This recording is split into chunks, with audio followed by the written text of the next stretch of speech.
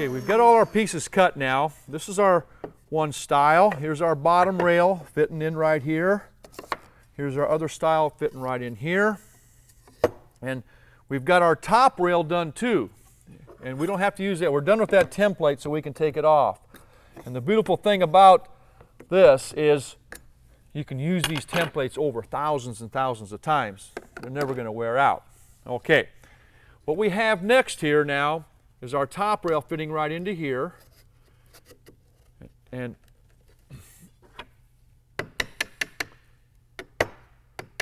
what we have is all four pieces of our door. The next thing we have to do is make that panel to fit in the middle. And we have that panel made already to the right size and shape. We just have to raise that panel to fit inside of our stiles and rails. And that's what we're going to be doing next.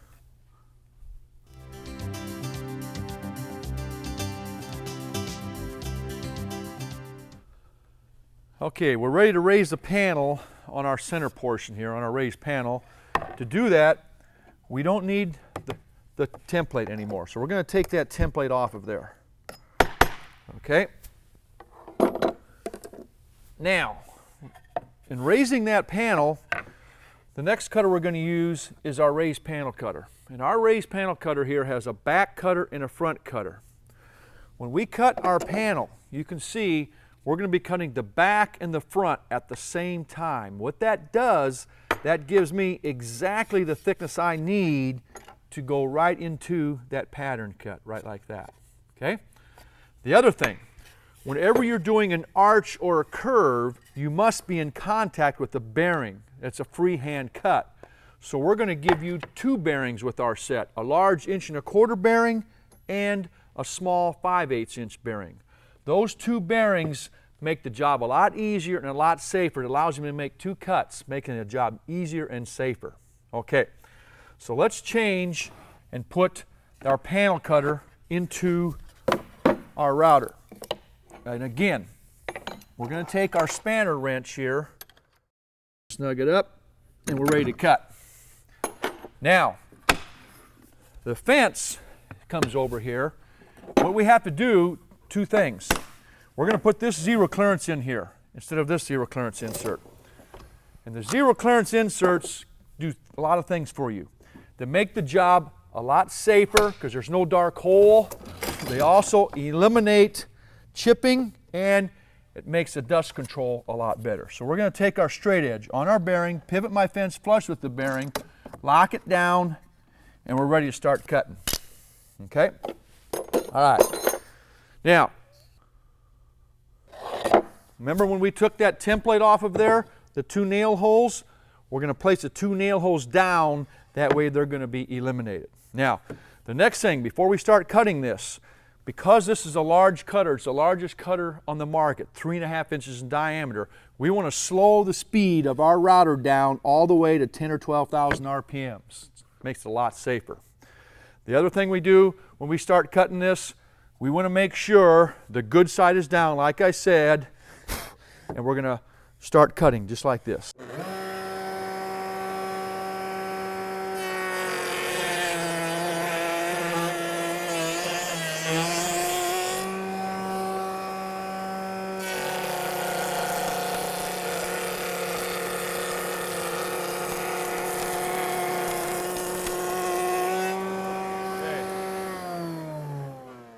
We want to cross the grain first in case there's any chip out. We create a chip out. We can always clean that chip out by cutting it secondly, going with the grain and eliminating the chip out. Now, the next thing we're going to do is cut that curve. Now, the first time anybody ever goes around a curve, they think it's going to be difficult. It's not. Because if you can take a handheld router and go around a curve like this, you can definitely do this. This is a lot easier because you don't have to control the router. And we've got gravity on our side here right now, okay? Now, when you start to do this curve, on the Roman curve, on the Roman door that we're doing, it's very easy. You come in here, make contact with that bearing, and just pivot your stock and make the cut. But when you get into the cathedral doors and the French doors and the other doors, the fence gets in the way. So I'm going to show you how to make this next curve cut here without the fence, because it's a freehand cut and you're doing some dipping and stuff with those curves, it gets in the way. So to do that, we have to eliminate the fence. We have to get the fence out of there. And what we're going to do is somehow we got to get onto the bearing while the bit is turning and then start making the cut. Well, there's two ways of doing it. A lot of people use the old-fashioned starting pin, where they stick the starting pin in here, come against that starting pin, and that gets them on the bit and they go. I don't like to do it that way. I like to use what's called a half fence. I don't want the whole fence, I just want a half fence. I'm going to create my half fence with a piece of stock like this. And what I'm going to do is line up with the bearing, and I'm going to get this half fence as close as I can to the bit right there, okay? And I'm going to take some clamps and clamp that fence down right like that, okay? Okay, we're still returning there. We're lined up. We'll put our second clamp right here. Okay. Now, what we can do is come into here. This is our fence. It gets us onto the bearing. Once we're on the bearing, we're safe. We come out here. Now we do our dipsy-do, whatever we have to do to make our curve cut.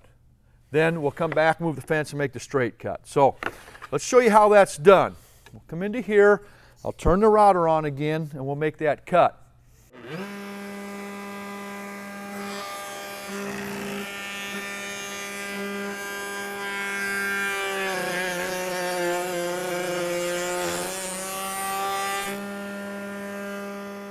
We can move our fence back and make our final pass going with the grain.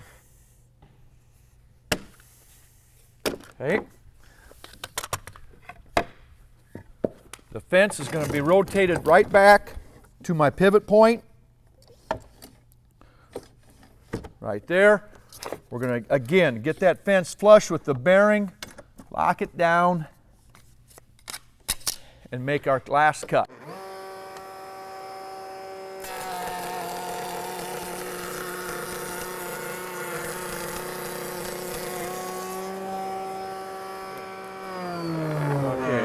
That's our whole panel cut with the first cutter. Now we're going to move the fence back and make our second pass, see?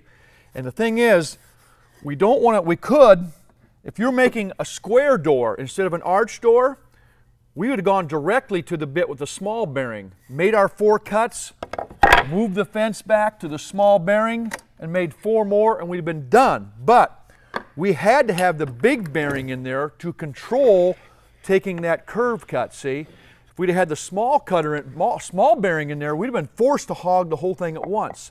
That's why we use the 2 bearing system, but only when we're doing an arch door.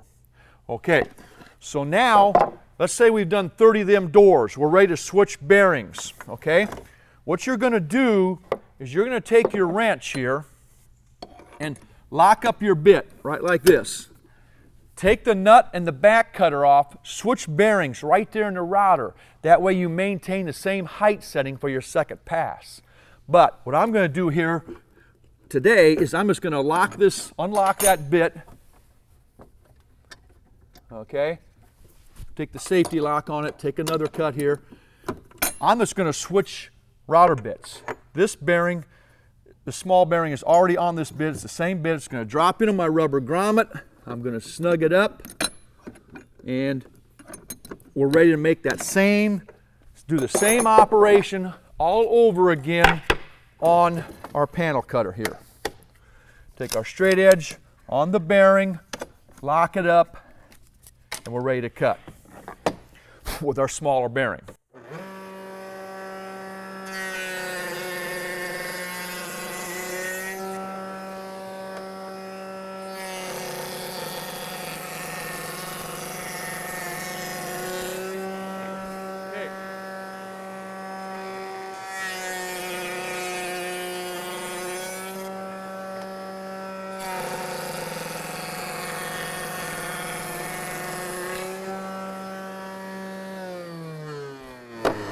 You can see, since I was using that Roman curve, that allowed me just to pivot that door like that. But on the other templates, you aren't allowed to do that. That's why I love the Roman curve a lot. Okay, our panel is all machined now.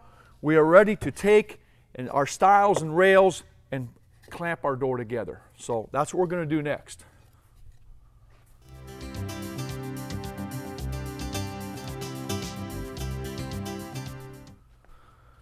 Okay, we've got the 5 pieces to our door all machined. We're ready to assemble that door. And here's how we glue it up in our shop.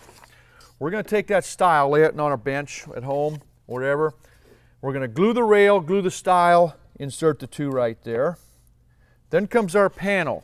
Okay, no glue touches that panel. It has to expand and contract in there, and it has to float. So no glue touches the panel. Now, before we put that panel in there, what we want to do is stick a couple of our panel line strips in there. And what those panel line strips do, they allow that panel to expand and contract evenly, always keeping the panel centered right in the middle. So we're going to stick that into there. Okay. The next thing we're going to do, we also want to stick a couple of those, remember, down here on that bottom rail. Okay. Now, the next thing we do is we're going to put our top rail in. We're going to glue that, glue here. And when you spread that glue, stay about a 1/2 inch away because you don't want any glue squirting out on these inside corners here. If you do, it's really difficult to get that glue out of there.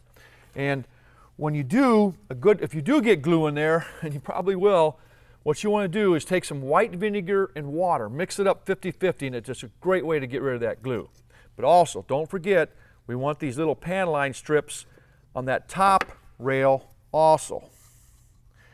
And we don't need them on the top now for expansion and contraction, but we do need them because we cut this panel a 1/4 of an inch shorter than it has to be, but to keep the same reveal all the way around. Okay? Our last stile comes into here, and again, you want to insert a couple of those panel line strips right like that, and that top rail comes into here like this. Okay, all you do is line up your top and your bottom.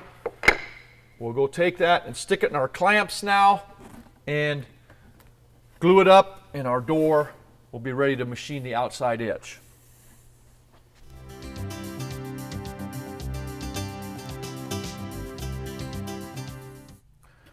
Okay, our door is dry and out of the clamps now. We're ready to do the next operation, and that's put the detailed edge around the outside of that door. Okay? And we're going to stick the next bit in, and that bit is our door edge bit. We also have to change inserts in our zero clearance on our fence here too. We're going to a smaller cutter. We'll put this one back in. Our fence comes over to here, drops into our pivot. Our straight edge comes with the bearing, lined up, and we're ready to cut. Now, we're going to take, and remember, like everything we do, the good side goes down. And we're going to cut the end grain first. In case there's any chipping right here, we can always clean it up with the grain. And we go across the grain and then finish up with the grain.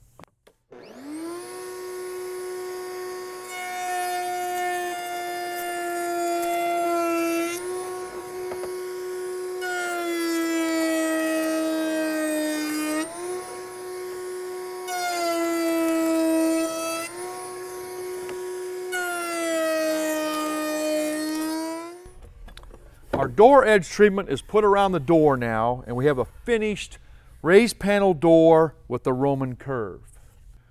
The last thing left to do is use the final bit in our set, and that's going to be used to create the drawer front.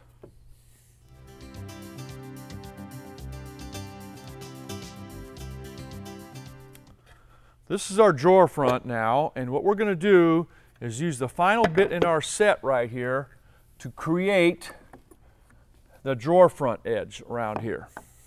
Okay, that panel cutter, it's a pretty large bit. So what we're going to do is we're going to get rid of this insert here and put our panel cutter insert in there to give us a little bit more room.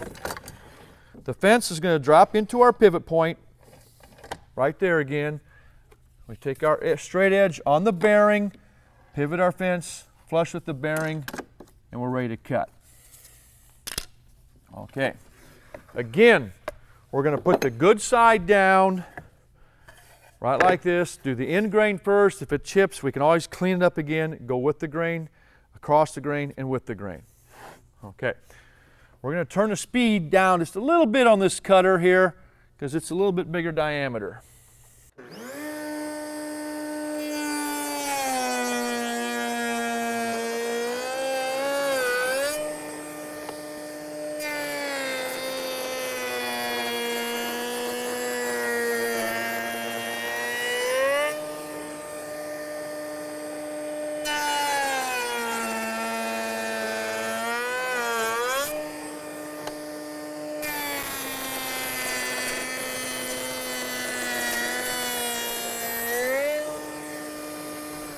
Okay, here's our drawer front is all done now. You can see where it gives you a nice little coved edge there, and it also radiuses that edge, makes it really nice and easy to sand it, no sharp edges.